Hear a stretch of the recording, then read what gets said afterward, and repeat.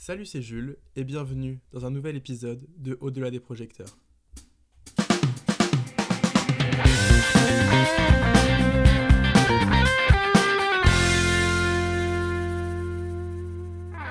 Alors bonjour à tous, aujourd'hui on se retrouve une nouvelle fois au salon. Aujourd'hui on est avec Elisa. Bonjour Elisa. Bonjour. Pour commencer, est-ce que tu pourrais un petit peu te présenter en quelques mots, quelques phrases ? Alors je m'appelle Elisa Laville, j'ai 27 ans, je suis artiste équestre autodidacte et je me produis partout dans la France à l'année avec mes 12 tableaux différents. On va commencer du coup avec un vrai ou faux. Donc si je te dis que tu as rencontré les chevaux assez jeunes. Vrai. Tu aimes transmettre et enseigner. Vrai. Tu as fait du spectacle équestre ton métier. Vrai. Tu pratiques diverses disciplines en spectacle. Vrai. Et enfin, tu as participé et gagné le concours Equistar en 2015. Vrai. Du coup, est-ce que tu pourrais nous raconter un peu comment et quand t'es venue la passion pour les chevaux ? La passion pour les chevaux est venue de ma maman qui à l'âge de 3 mois m'a mis sur mon premier poney d'ailleurs avec qui j'ai fait mon premier spectacle et qui m'a fait connaître et m'a fait gagner le concours Equistar au Salon du Cheval de Paris en 2015. Et alors c'était pas du tout voulu d'en faire mon métier ni de monter à cheval on va dire à haut niveau. Et c'est en se prenant de passion et de jeu que ça a fait un effet boule de neige autour de moi et aujourd'hui c'est mon métier. Est-ce qu'il y a un moment ou une personne en particulier qui t'a marqué dans tes débuts ? Oui, Lorenzo. Je l'avais vu à la Nuit du Cheval l'année d'après. Moi j'avais fait la Nuit du Cheval en 2016 et lui il l'a fait en 2017 et j'étais impressionnée par la maîtrise qu'il avait avec ses chevaux en sachant que ma discipline de prédilection c'était la poste hongroise et lui il avait ses chevaux en poste hongroise plus en liberté et j'étais assez impressionnée parce qu'en un regard il arrivait à les placer etc. Et je me suis dit waouh, je veux vraiment faire un numéro de liberté avec plusieurs chevaux et c'est ce que j'ai fait derrière. Et donc, on le disait, en 2015, tu as remporté le concours Equistar. Comment cette victoire elle a influencé ton parcours et ta carrière par la suite ? C'est-à-dire que je suis passée de complètement amatrice à avoir jamais fait un spectacle de ma vie, à être professionnelle, donc à signer mes premiers contrats, etc. Et 3 ans après, j'ai arrêté mes études et mon métier à côté pour en faire mon métier à 100%.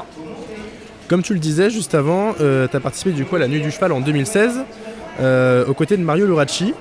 Qu'est-ce que ça fait quand un an après on gagne et on est sur une scène à côté des grands noms comme celui-là ? Alors je crois qu'au début on ne se rend pas compte du tout de ce qui nous arrive et c'est plutôt après parce que c'est vrai que j'ai jamais voulu en faire mon métier ou autre donc c'est plutôt aujourd'hui que je me dis waouh, qu'est-ce que je vis, c'est les pistes que je fais etc. Chaque événement est exceptionnel et ça ne fait que commencer et que monter donc c'est aujourd'hui que je me rends vraiment compte du parcours et de me retrouver à la place ou aux côtés de ces professionnels. Et quelles ont été les étapes marquantes de ta carrière, les 2-3 grandes étapes qui vraiment sont fortes pour toi ? Alors la victoire au concours Equistar bien évidemment, ensuite le fait que j'ai arrêté mes études et mon travail pour en faire mon métier à 100% et me consacrer à 100% à mes chevaux et l'arrivée de mes nouveaux chevaux de spectacle avec qui je suis aujourd'hui à Paris qui a été une arrivée marquante pour moi puisque c'est des chevaux que je n'ai jamais cherchés, qui sont arrivés à moi vraiment par pur hasard et à chaque fois ils n'étaient pas prévus comme d'habitude comme je dis et ces chevaux-là sont toujours avec moi et au bout de quelques mois j'arrive à venir ici à Paris faire ces 2 pistes qui sont quand même assez exceptionnelles et les chevaux restent avec moi malgré le fait qu'ils aient très peu d'expérience donc ça c'est quelque chose qui m'a marqué l'arrivée de mes nouveaux chevaux. Est-ce que dans tes débuts, devenir artiste, dans tes projets, dans tes envies ? Pas du tout, pas du tout. D'ailleurs, quand j'ai dit à mes parents que je voulais faire ça à l'âge de 18 ans, après avoir gagné le concours Equistar, ils m'ont dit non, tu feras pas ça, tu fais des études et le cheval c'est du loisir. Donc c'était pas dans mes projets. Et moi-même, je m'étais dit je fais ça 2 ans ou le temps que ça dure et puis j'aurais vécu l'expérience et c'est chouette. Et puis après, je reprendrai mon métier de base. Et en fait, plus ça va, plus ça fait un effet boule de neige et voilà, j'en suis là aujourd'hui. Est-ce qu'il y a un moment où tu t'es rendu compte de tout ce qui t'était arrivé depuis le début où ça t'a fait un peu tilt de dire putain là c'est vraiment je suis artiste équestre pro et j'en vis et c'est mon métier et... Oui, y a certains moments comme ça. Ça a été surtout le moment où j'ai fait la fermeture des championnats d'Europe l'année dernière. Ça, c'est un moment qui m'a marqué parce que c'était quelque chose que je voulais faire, travailler avec la FEI. Et je me suis dit, waouh, là, t'as fait déjà un bon bout de chemin. Donc, il y a certains événements comme ça. C'est surtout sur des événements où je me rends compte, ok, je suis à cette place-là et je pensais pas un jour que j'aurais pu être ici, quoi. Et avec le recul, quel conseil tu donnerais à la jeune Elisa qui venait de commencer Quel conseil je donnerais peut-être parfois être un peu plus calme dans mes idées parce que j'ai toujours plein d'idées et je veux toujours faire trop de choses et donc c'est vrai que 24 heures c'est pas assez avec moi dans une journée, quoi. Ok. Maintenant on va passer du coup au tac au tac, je te donne 2 propositions et tu me dis celle que tu préfères. Show privé ou show public? Show public. Spectacle ou entraînement? Spectacle. Un mot pour décrire tes chevaux? Incroyable. Cheval ou poney? Chevaux.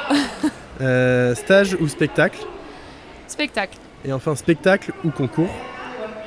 Spectacle. Ok.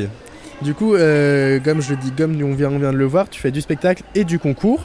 Comment tu arrives à gérer les deux? Alors, comment j'arrive à gérer les deux? Je me consacre en fait dans mes journées à la maison, la matinée à mes chevaux de compétition et l'après-midi à mes chevaux de spectacle. Et mon métier principal est le spectacle de base, donc je le ferai toujours passer en priorité par rapport au concours. Et donc quand je ne suis pas sur un spectacle un samedi ou un dimanche, je suis en concours, donc pas de jour de repos. Et dès qu'on peut, on va en concours et j'arrive à bien goupiller. Parfois, j'arrive même à être en concours le matin, par exemple, et en spectacle l'après-midi. Et maintenant, même depuis cet été, j'arrive à faire les concours sur les mêmes pistes que je fais les spectacles. Au moins, c'est plus facile, c'est plus pratique. C'est ça. Et donc, tu es une artiste assez pluridisciplinaire, tu fais beaucoup de choses, tu fais de la poste hongroise, de la liberté, de la garrocha. Comment on arrive à travailler ces chevaux avec toutes ces disciplines? Alors, en fait, c'est pas vraiment voulu que mes chevaux fassent toutes ces disciplines. C'est que j'ai vraiment envie que mes chevaux touchent à tout, dans le sens où j'ai horreur de les travailler sur la même chose constamment, puisque les chevaux se lassent. Et moi, l'idée, c'est vraiment qu'ils soient dans le jeu et qu'ils aient envie d'être avec moi sur la piste et que ils trépignent d'envie de rentrer sur la piste. C'est ma récompense, on va dire, de mon travail. Ça veut dire pour moi que je les travaille dans le bon sens et qu'ils ne sont pas contraints de venir avec moi ou de faire ce que je leur propose. Je veux toujours qu'ils soient OK et libres de leurs mouvements et aussi de leurs choix. Et donc dans toutes ces disciplines, laquelle est la préférée, enfin laquelle tu préfères? La liberté. Ok. Et laquelle est la plus difficile à maîtriser pour toi? La liberté.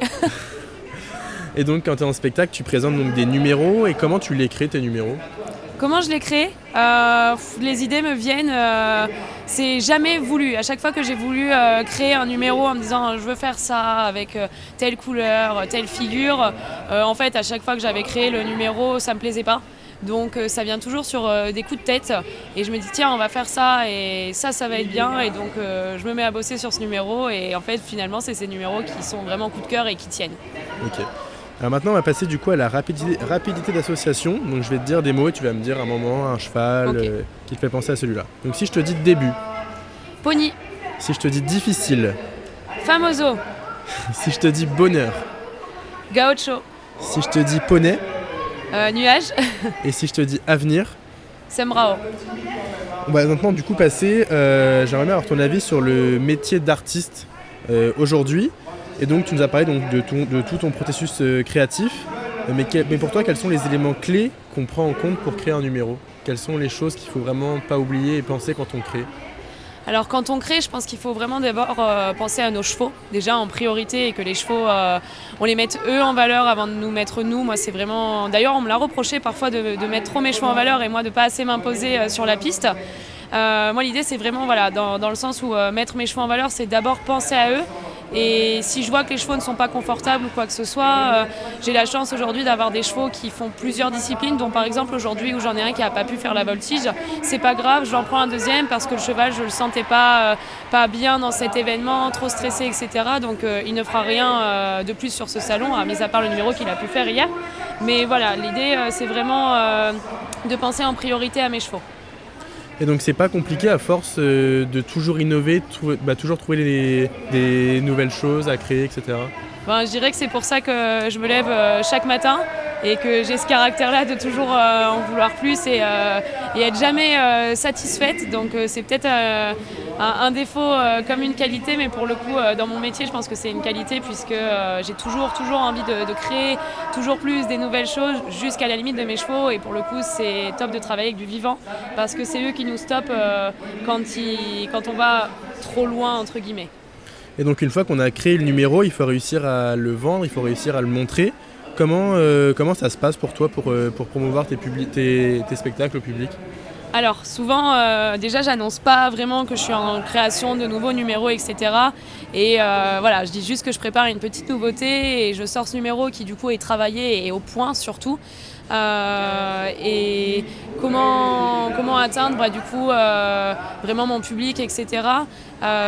C'est vraiment l'idée, c'est que le numéro plaise aux gens et en même temps à moi. Donc je pense que je pars du principe que si moi je suis heureuse de faire ce numéro et que les chevaux sont bien et qu'ils sont heureux aussi, ça va forcément plaire au public. Donc voilà, c'est l'idée que j'ai à chaque fois. Et est-ce que ça t'est déjà arrivé de te faire contacter sur les réseaux pour du coup faire un spectacle, te faire contacter par un événement, par un salon, etc. sur les réseaux ? Tout à fait. Je suis très présente sur les réseaux sociaux et assez suivie. Donc je dirais même que 50% de mes contrats se font via les réseaux sociaux. Ok. Et donc qu'est-ce que tu dirais toi à quelqu'un qui veut se lancer ? Eh ben, qu'il soit courageux, toujours optimiste, qu'il ait le sens de l'adaptation, parce que c'est vraiment le maître mot dans ce métier. Et l'improvisation est vraiment en fait quelqu'un qui soit très déterminé, qui ait envie, et surtout quelqu'un de passionné, parce que sans la passion on ne fait rien. Et il faut vraiment être passionné, aimer ses chevaux, et surtout qu'on pense toujours à nos chevaux avant. Et aujourd'hui, il y a de plus en plus de monde sur le marché. Comment on arrive à se démarquer, à montrer notre plus-value, notre travail comparé aux autres ? Alors je pense qu'il faut, on ne réinvente pas le monde du spectacle équestre, on ne va pas réinventer les figures, etc. Mais il faut innover un petit peu dans les numéros, proposer des choses différentes de chaque personne, avoir vraiment une vraie personnalité dans chaque numéro pour avoir une marque de fabrique et pas essayer de copier les autres, que ce soit dans les costumes, dans les chorégraphies, etc. Vraiment en fait avoir sa personnalité à soi dans chaque numéro. Et donc pour toi, quels sont les plus grands défis que tu as rencontrés en tant qu'artiste équestre pro ? Quels sont les plus grands défis en termes de qu'est-ce qui peut se passer sur le terrain en spectacle ou... ça, peu importe, sur scène ou peu importe. Les plus grands défis, c'est souvent quand je vois que j'ai un cheval qui n'est pas forcément confortable, c'est de rendre ce cheval confortable pour qu'il soit avec moi. Et donc quand je dis improviser, c'est ça. C'est parce que moi, si jamais le numéro ne se passe pas comme il doit se prévoir, c'est toujours à moi de faire en sorte que le public ne voit rien et que le cheval, je ne le mette surtout pas dans un inconfort, parce que l'idée c'est vraiment qu'il prenne plaisir à chaque fois sur la piste et qu'il ait envie d'y revenir. Je veux vraiment pas qu'il y passe un mauvais mouvement, sinon c'est que j'ai mal fait mon travail. Donc ouais, c'est vraiment ça le petit point un peu compliqué. Et toi, qu'est-ce que tu fais pour que tes chevaux soient le mieux possible quand tu pars en spectacle ? Parce que du coup sur des salons c'est pas forcément optimal pour les chevaux. Qu'est-ce que tu fais pour qu'eux soient le mieux possible ? Alors j'essaie vraiment d'avoir un rythme très régulier, c'est-à-dire dans la préparation, dans la façon de les nourrir, dans la manière de les faire marcher, de les sortir. Je m'en occupe beaucoup le matin, on vient tôt, on les sort, on les laisse par exemple se rouler sur la piste parce que c'est des choses, mes chevaux vivent pas au box. Donc je pense que ça leur manque énormément d'aller jouer entre eux. Donc c'est les lâcher entre eux pour qu'ils puissent jouer et retrouver des contacts entre congénères. Et voilà, les mettre un maximum dans de bonnes conditions, s'en occuper au mieux, et je ne leur change jamais leurs habitudes. Ils ont leur rythme, on les prépare, on selle, on fait comme ça, et comme ça, il n'y a aucune source de stress pour eux. Et pour toi, quel est l'aspect le plus gratifiant dans ce métier ? Les applaudissements du public forcément, et aussi ce que j'adore c'est voir un petit peu tous ces enfants qui viennent voir à la fin de chaque spectacle avec des yeux, ils ont des yeux avec des étoiles, et c'est vraiment la plus belle récompense. Et comment tu vois l'avenir de ce métier ? Qu'est-ce que tu penses qu'il y aura des changements dans l'avenir pour toi ? Comment tu le vois ? Oui, il y aura du changement parce qu'il y a beaucoup de personnes sur le marché maintenant. Moi, j'aimerais qu'il y ait du changement dans le bon sens, parce que je pense qu'artistes, on est tous très respectueux et très amoureux de nos chevaux. Donc il faudrait que cet esprit de passion ne change pas et que ça ne soit pas un effet de mode à se dire je veux faire du spectacle, donc j'achète un cheval de spectacle ou autre. Je pense que c'est vraiment une cohésion de groupe et d'équipe pour le coup avec nos chevaux, donc il faut que ça reste. Est-ce que selon toi le spectacle est assez mis en avant dans les événements aujourd'hui ? Oui. par exemple au Salon du Cheval de Paris, c'est mis en avant, hein, c'est vraiment mis en avant. Dans certains événements sportifs comme je peux faire, le CSO, etc., de plus en plus je trouve, puisqu'on va toucher vraiment quelque chose de différent chez les gens, et les gens se rapprochent de plus en plus de cette manière de travailler les chevaux en liberté, d'écouter nos chevaux, etc. Eh ben écoute, je te remercie beaucoup pour ton temps. Qu'est-ce qu'on pourrait te souhaiter pour la suite? Et que ça ne s'arrête jamais. Eh ben écoute, je te souhaite tout ça, je te remercie beaucoup. Et puis je te souhaite une bonne fin de salon. Merci.